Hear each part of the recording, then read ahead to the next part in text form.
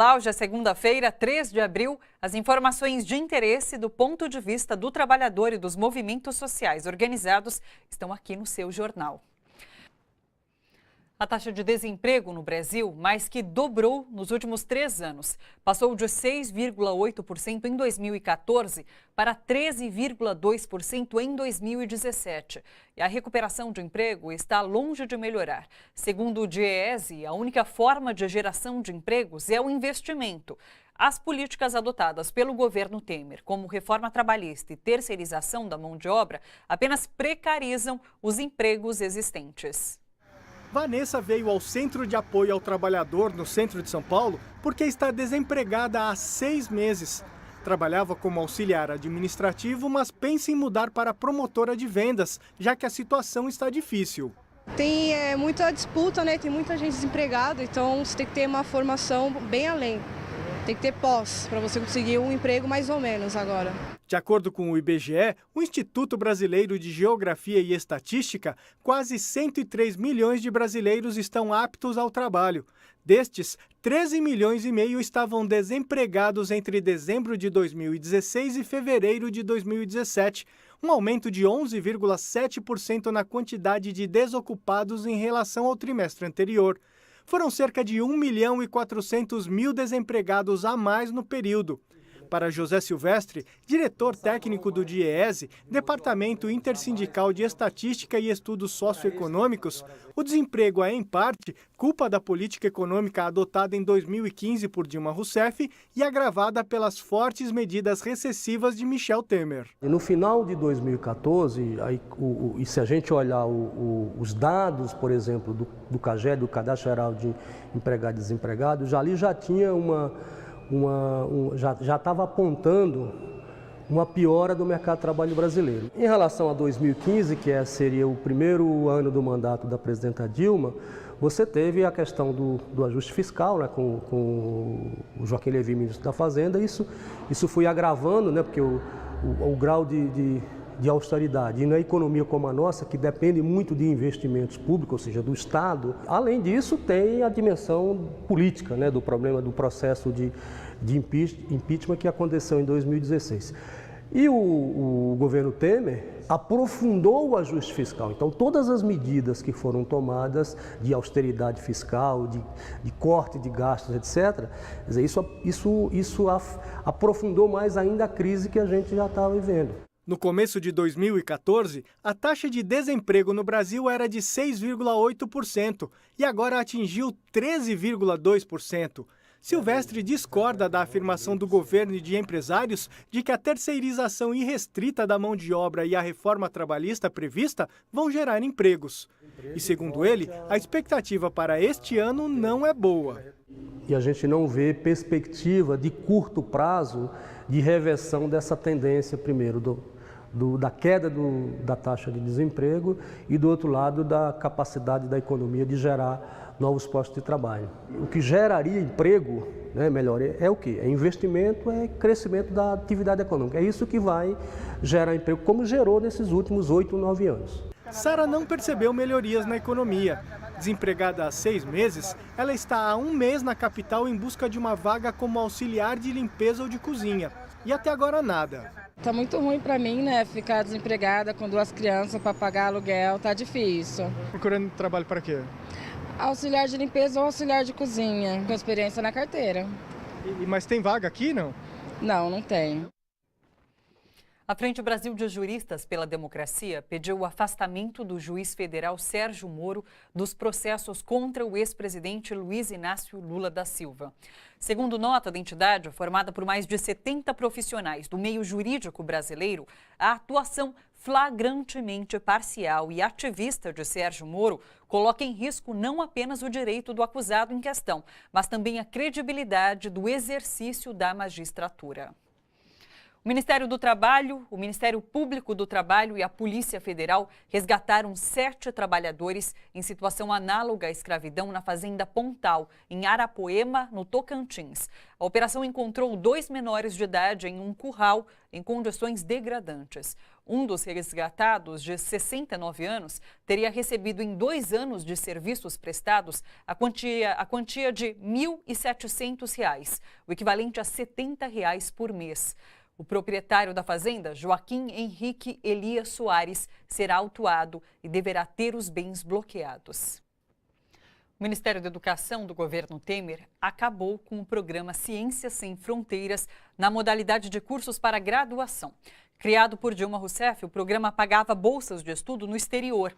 Agora atenderá apenas cursos de pós-graduação, como mestrado, doutorado e pós-doutorado. O ministro Mendonça Filho alegou que esse programa não traz resultados e os recursos, de cerca de 3 bilhões de reais, podem ser usados para outras finalidades. O número de estudantes cotistas no Brasil começou a cair desde a metade do ano passado. O governo federal não estaria cumprindo a lei das cotas na íntegra, ao deixar de repassar verbas para garantir moradia e alimentação para os cotistas. A lei, sancionada pela presidenta Dilma Rousseff em 2012, oferece vagas para cursos de graduação por sistema de cotas e ações afirmativas em 43 universidades federais do país. A inclusão garantiu só ano passado a oferta de mais de 114 mil vagas com base em critérios sociais e raciais. Em 2014, mais de 30% dos estudantes matriculados eram cotistas. A denúncia de que estudantes cotistas estão deixando as universidades federais por causa da falta de verbas para a manutenção da política de permanência foi feita em audiência pública no Senado Federal. Segundo cálculos da Educafro, entidade do setor de educação, mais de 80 a cada 100 cotistas em todo o país deixam de receber a ajuda de custo prevista pela lei. O número foi confirmado pelo reitor da UFRJ. Hoje, na UFRJ, nós sequer conseguimos alcançar 20% dos estudantes que estão, de fato, com muita necessidade de apoio, particularmente com moradia, e também com bolsas que complementem condições econômicas para os estudantes poderem se concentrar e terem uma vida universitária plena. A senadora Regina Souza, do PT do Piauí, que preside a Comissão de Direitos Humanos e Minorias, afirmou que a educação é um dos setores mais atingidos pela política de cortes do atual governo e que o Senado vai pressionar por uma solução urgente para o problema. Toda política tem seus defeitos, então a gente vai observando à medida que ela vai andando. O pessoal trouxe vários problemas, o problema maior da permanência do aluno na universidade, porque se dá a inclusão, ele entra, mas para ficar ele enfrenta uma batalha todo dia. Então é preciso que a gente dê segmento às demandas que teve aqui. Tinha representante do MEC, ele já anotou, já respondeu algumas questões. Então, quer dizer, a gente vai continuar. Não necessariamente é uma questão de legislação, da gente fazer leis, mas de buscar, junto às instituições, a solução para isso. Nós defendemos o seguinte, ponto 1, que o MEC imediatamente tire a verba para os alunos que ganham até um salário mínimo e meio que entraram por cotas. E entregue essa verba por cartão a cada aluno.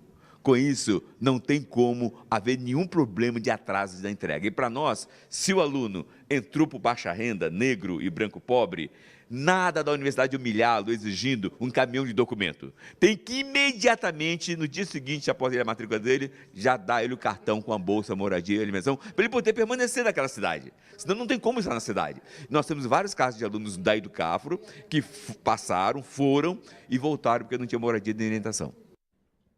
Para comentar todos esses assuntos relacionados à educação, a gente está aqui no estúdio com o nosso comentarista de educação, o professor Gilberto Alvarez. Olá, Giba. Boa noite, Thalita. Giba, vamos começar falando então sobre esse descaso do governo com os programas de inclusão. Então, não repasse aos alunos cotistas, o fim do Ciências Sem Fronteiras. A curto prazo, é um impacto muito grande na formação de estudantes. O cientista brasileiro Miguel Nicoleles, Thalita, ontem ele disse uma frase muito interessante. Um país que solapa o sonho da juventude comete um crime. E, de fato, o que está cometendo é um crime. No caso do Ciências Sem Fronteiras, o que se impede é que o Brasil, sob o ponto de vista do Brasil, Thalita, quando você faz com que um estudante não faça um intercâmbio fora, você pode não descobrir um talento. Sim. Quem disse que no Brasil os talentos só são da classe rica no Brasil? Porque eles sim têm direito ao intercâmbio. Quando você tira a possibilidade de intercâmbio, para o Brasil você pode excluir um jovem talento. Para a classe trabalhadora, é a única chance da vida de conviver, de conhecer outras culturas, de se internacionalizar. Isso é fundamental. No caso das políticas de cotas, a mesma coisa. Não ter política de permanência que permita que o aluno de escola pública, que fez escola pública na educação básica, continue os estudos na universidade, também é um crime para toda uma geração de jovens brasileiros. Na sua opinião, é um descaso? É o quê? É mais que um descaso, Thalita. Se você juntar a lei da terceirização, de novo, a reforma trabalhista, a reforma previdenciária e tudo que está acontecendo na educação, na saúde, é um grande retrocesso à década de 20 no Brasil. Eu nunca vi tantos retrocessos ao mesmo tempo. Mais do que não avançar, o que está acontecendo é um movimento muito violento de perda de direitos de todos os lados. Ou seja, o brasileiro está deixando aos poucos de ser um cidadão e está virando uma coisa. Claro, quando se fala em estudante, está falando em futuro, né? Por isso que é um problema ainda mais grave, né? E o cidadão brasileiro, porque seja pela educação, seja pela saúde, seja o trabalhador que deixou de ter direitos, principalmente agora por conta da lei da terceirização, ou seja, é um retrocesso há mais de 100 anos no Brasil. Claro.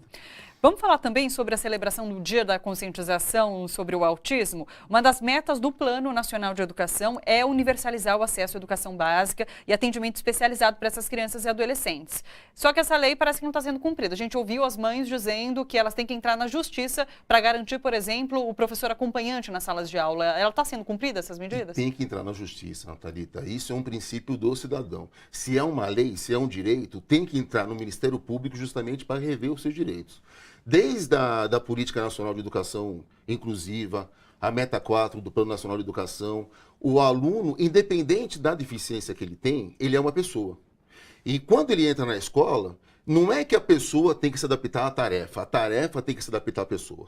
Então, a escola, depois das leis, depois do PNE, ela tem que dar atendimento educacional especializado, tem que ter multimeios, independente da complexidade da deficiência. E o professor, ele tem que estar adaptado a tratar com essa deficiência dentro de um espírito inclusivo. Sim. O que significa isso? Você não separar a criança das outras crianças. Todos nós somos seres humanos. E, obviamente, somos diferentes porque temos necessidades especiais. E é isso que a escola tem que fazer, por direito e por lei. Queria que você comentasse também esse dado que mostra a queda no número de matrículas ao longo dos anos e níveis de escolaridade dessas crianças com deficiência. O censo 2015 aponta que os alunos representavam 2,9% do total de matrículas no ensino fundamental. Quando isso passa para o ensino médio, a proporção cai para 0,8%. Por quê? Quanto maior a escolaridade, maior a dificuldade de manter uma criança com deficiência na escola, Thalita. No ensino superior, então, chega a ser traço. É muito comum a pessoa com deficiência não conseguir chegar na universidade. Também por culpa da inoperância do Estado. Sim. Ao contrário de abandonar essas crianças e adolescentes, o Estado tem que desenvolver políticas de assistência e políticas de permanência para que a criança com deficiência seja tratada com igualdade na escola, desde a educação básica até o ensino superior. Um número como esse, ele seria melhor caso as políticas, as metas do Plano Nacional fossem todas cumpridas? Não tenha dúvida, Thalita. O Brasil, de 0 a 19 anos, o Brasil deve ter por volta de 7 milhões de pessoas com deficiência. Desses 7 milhões, por volta de 1 milhão de pessoas estão na escola apenas. Sim. Ou seja, nós começamos um processo de educação inclusiva, mas ainda nós temos 6 milhões de brasileiros que nem entraram na escola. Sim. Então é ao contrário, nós precisamos de um Estado forte, mais financiamento, mais direitos e mais políticas para fazer com que esses brasileiros consigam chegar na escola. E a gente volta para o começo, que é tudo isso que está sendo retirado. Exatamente. Obrigada, Giba, pela entrevista. Até semana que vem. Boa noite. Obrigado. 35 mil pessoas de uma comunidade isolada em São Bernardo do Campo, no ABC Paulista, perderam o acesso à internet. Em março, a Coordenadoria de Serviços do Cidadão, gestora do programa Acessa São Paulo, desligou o link do sinal na região. Alunos, professores e toda a população estão sem acesso à internet. A repórter Michele Gomes foi até lá e mostra a situação dos moradores. Desde o dia 7 de março, a população do Pós-Balsa, em São Bernardo do Campo, está sem internet gratuita.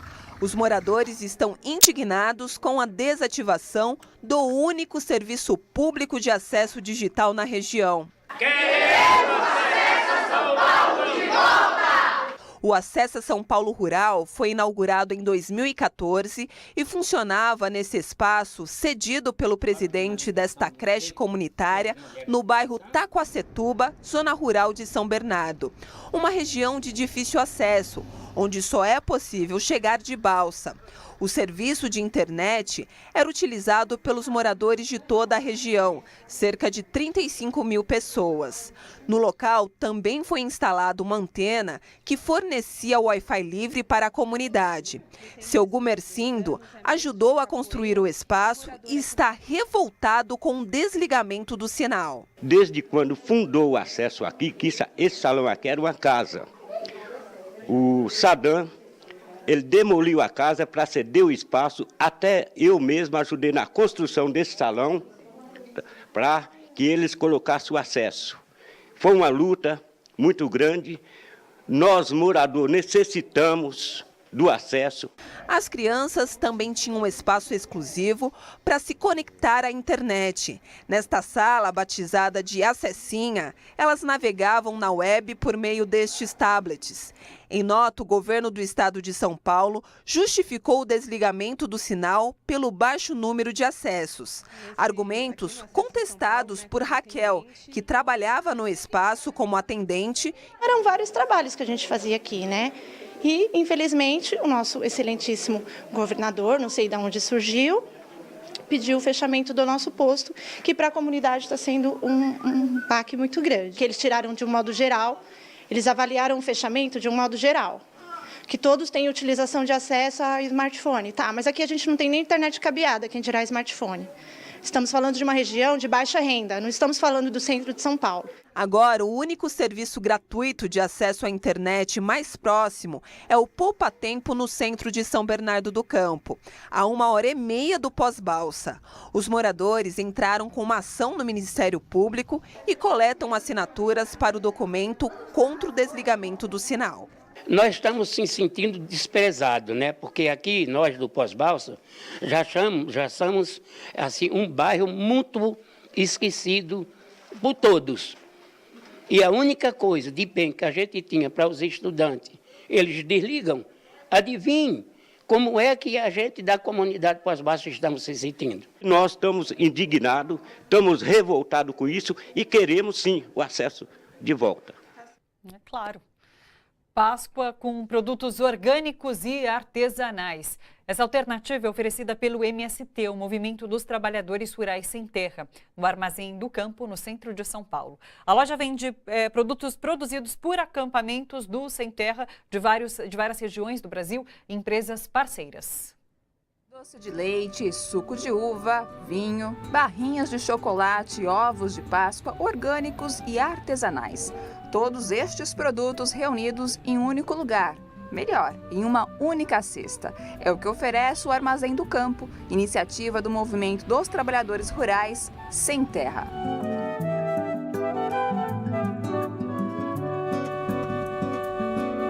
São itens basicamente de cooperativas ligadas ao MST, cooperativas de assentamentos de reforma agrária ligadas ao MST, de uma empresa familiar que produz ovos de Páscoa artesanal aqui em São Paulo e também de uma empresa parceira que produz chocolate orgânico. A loja reúne produtos que respeitam a produção orgânica e agroecológica, ou seja, alimentos livres de agrotóxicos. São produtos de origem integral e também de uma qualidade superior a um produto convencional. No caso da cesta de Páscoa, o consumidor encontra até 3 opções. O preço varia de R$ 49,90 para R$ 98,90. Tudo depende do tamanho e da quantidade de itens que compõem a cesta.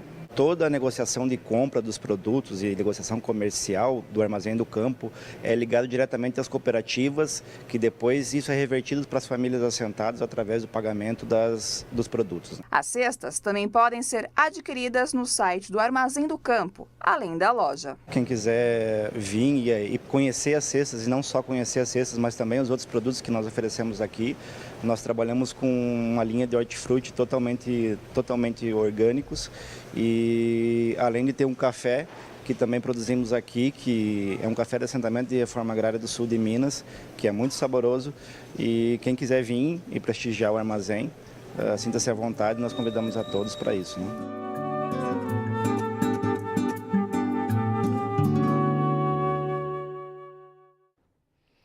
E olha só, muita gente já acompanha o seu jornal pelo Facebook ou pelo YouTube. Para quem ainda não sabe, é só acessar o facebook.com/RedeTVT ou youtube.com/RedeTVT. Entra lá, curte a nossa página, ajude a espalhar o seu jornal e a TVT por todo o Brasil. Eu quero renovar um convite. Você pode enviar um vídeo aqui para o seu jornal sobre temas que você considera relevantes e de interesse coletivo. Se a nossa equipe considerar viável, ele será divulgado aqui.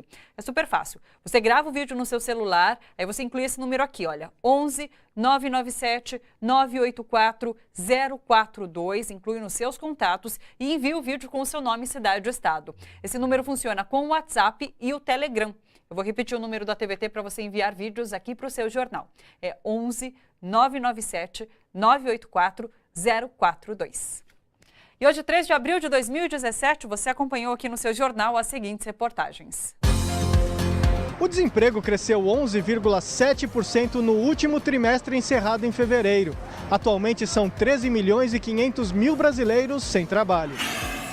Justiça de São Paulo acata pedido da Promotoria do Ministério Público e novas investigações serão feitas para esclarecer contradições do inquérito do caso do menino Ítalo, de 10 anos, morto por policiais militares após o furto de um carro na região do Morumbi no ano passado. Grupo de mães de autistas de Poá, no Alto Tietê, defende a inclusão escolar das crianças na cidade. O Brasil está vivendo uma crise na política de permanência nas cotas das universidades federais. A cada 100 cotas, em média apenas 15, estão recebendo a ajuda de custo prevista em lei.